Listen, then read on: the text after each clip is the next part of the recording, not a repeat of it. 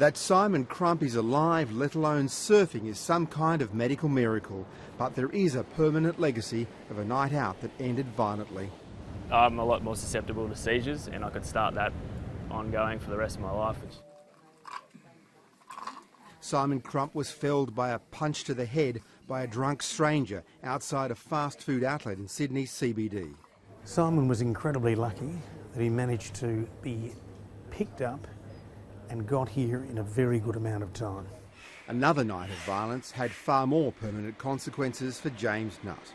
The last moment I can remember is getting lifted off the ground and then going through the air.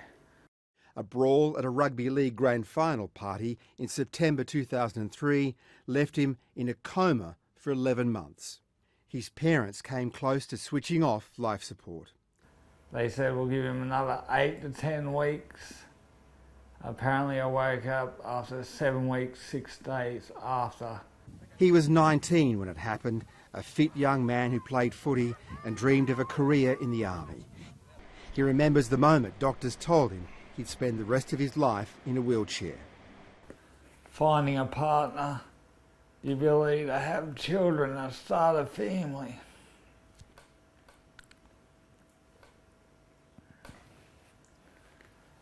Comes in my head every single night still, and I think that's more traumatising than not being able to walk.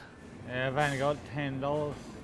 Though slurred, James' speech has improved. He lives off the disability pension, 3/4 of which goes on accommodation.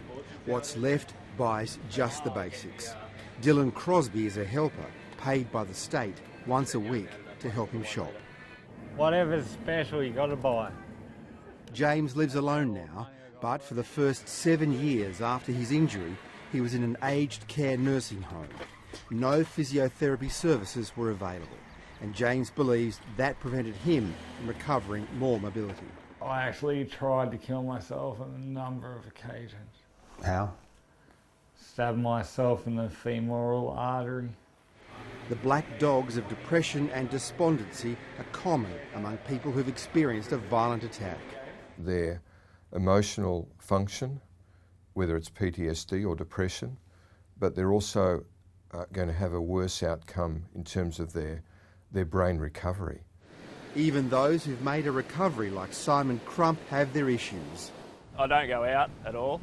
I can't really stay up very late. I'm not very good at that. James Nutt fights off the gloom by looking forward, not back. He sets himself an ambitious target to live independently within 5 years. He's a champion for the rights of young people in aged care.